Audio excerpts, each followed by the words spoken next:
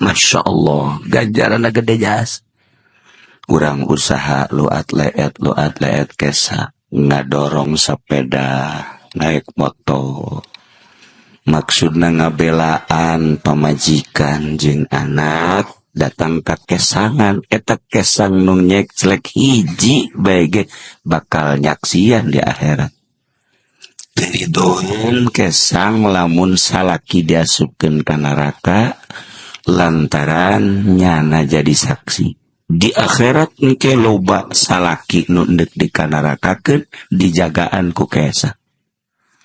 Cak kesang Gusti abdi teh mun lalaki ye dikanarakakeun.